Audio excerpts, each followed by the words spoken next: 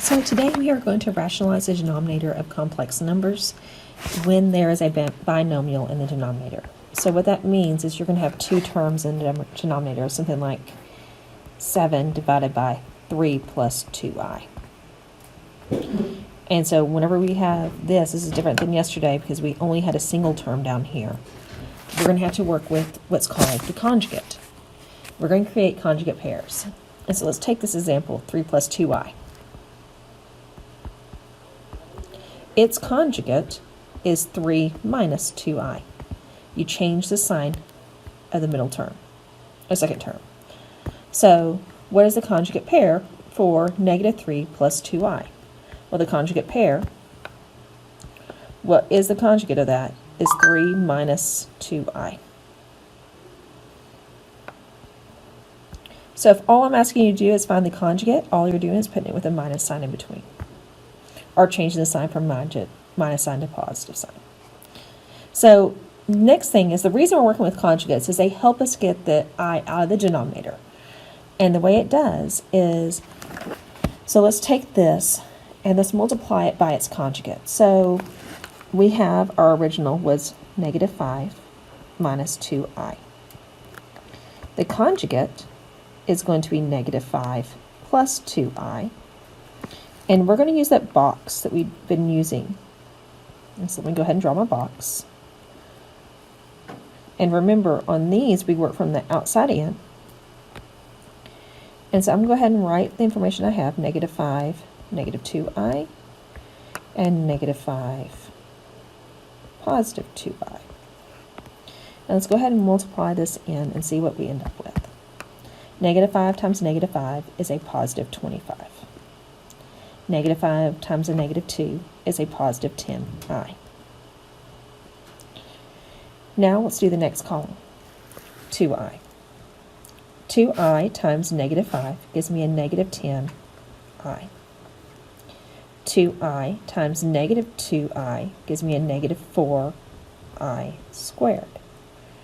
And that I squared automatically changes the sign in front of it to a positive.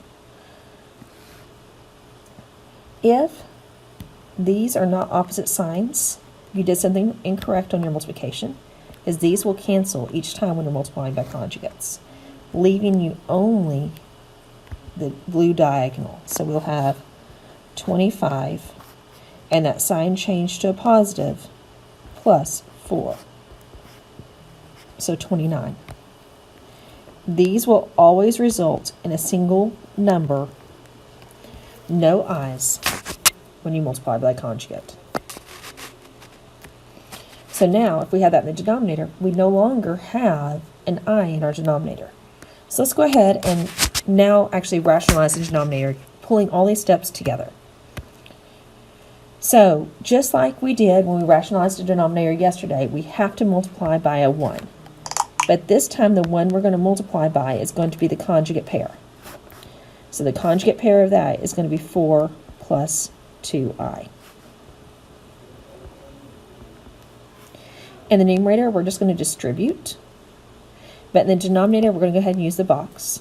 And eventually, you may not need the box. Once you don't, stop using it for this. If you can do it in your head, do so.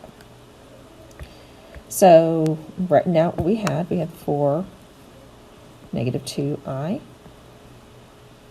And we had 4 plus 2i. And I'm going to multiply inside of my box. So 4 times 4 is 16. 4 times a positive 2i is a 8i. 4 times a negative 2i is negative 8i. And negative 2i times positive 2i gives me a negative 4i squared. And that negative sign, or that I squared, change that negative sign to a plus. And this diagonal cancel out, leaving me with just 16 plus 4. So when I multiply my denominator here, I'm just going to end up with a 20 in the denominator. So if I distribute, so my denominator is 20, and I'm going to distribute my numerator. So 3 times 4 gives me 12.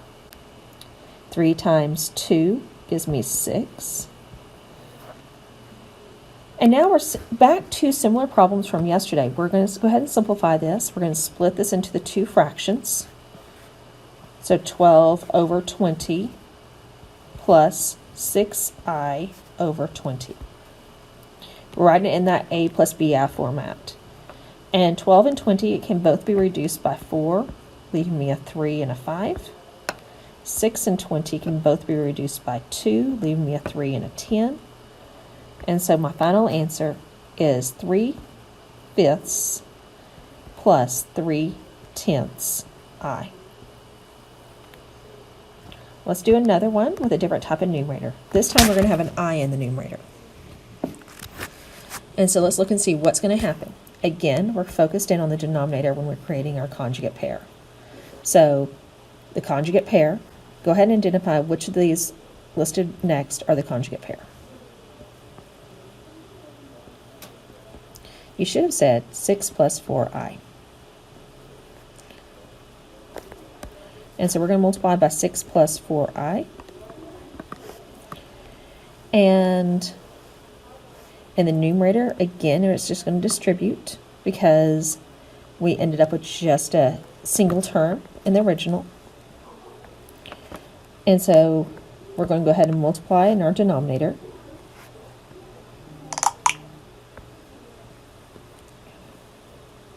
And so we had, for our denominator, we had the 6 plus 4i, and we have this 6 minus 4i. So 6 times 6 gives me a 36.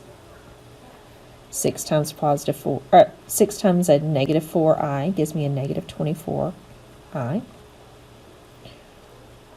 Now let's do our next column. 4i times 6 gives me a positive 24i.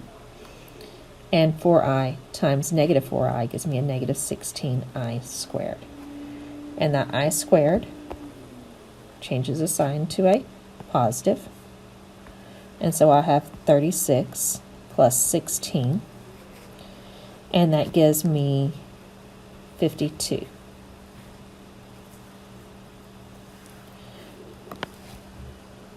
That is our new denominator.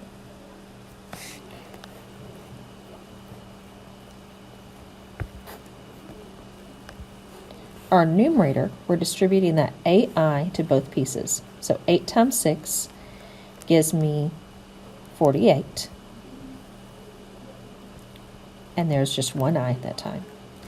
8 times 4 gives me 32. But I have an I times I, so I get I squared.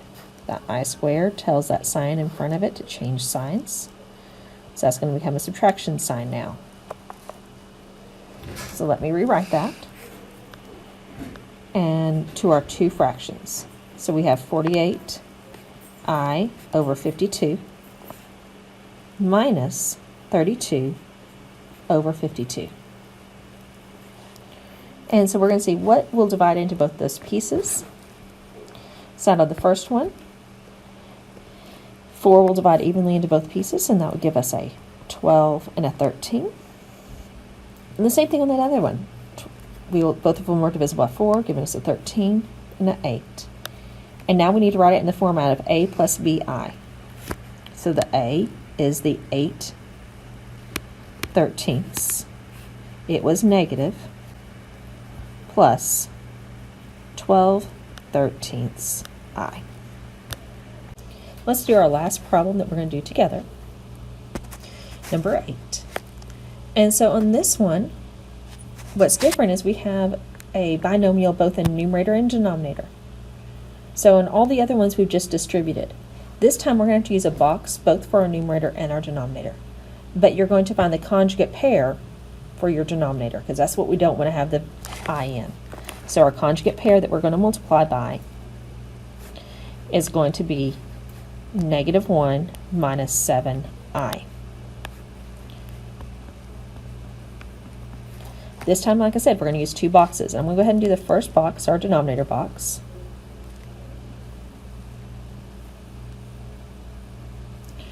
And in our denominator, we had the -1 7i. In our numerator, we had negative 1 minus 7i. So when we multiply this, negative 1 times negative 1 gives us a positive 1. Negative 1 times positive 7i gives us a negative 7i. Now let's do our next column. Negative 1 times a negative 7i gives us a positive 7i. And positive 7i times a negative 7i gives us a negative 49i squared. And that I squared is going to change that to a positive. Again, our diagonals cancel out. And we have 1 plus 49. So our denominator is going to give us a 50.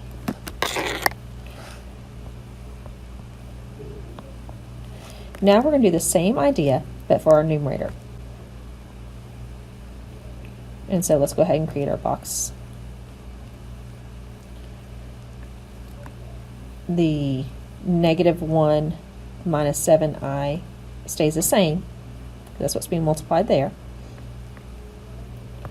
But our binomial that we're multiplying by is the 7 plus 6i.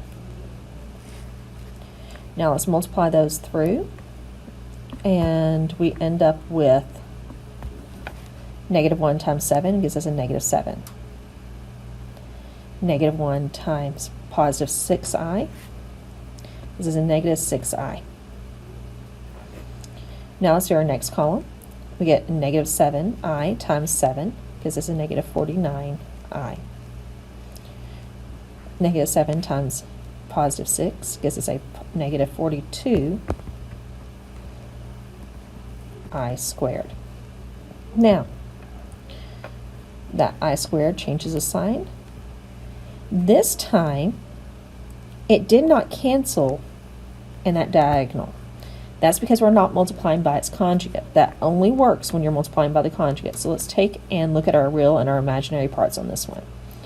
So our real parts was negative 7 plus 42, and that gives us a positive 35. Now let's take our imaginary portion. We're going to take the negative 6i minus 49i. And if we do add those together, we end up with a negative 55i. And that becomes our numerator. So our numerator is now that 35 minus 55i. We're going to split it into the two fractions.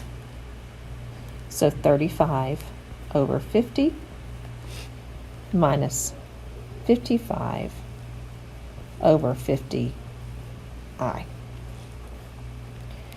35 and 50 are both divisible by 5, leaving me a 7 and a 10. 55 and 50 are both divisible by 5, leaving me 11 and a 10. And then the I, and that's my final answer.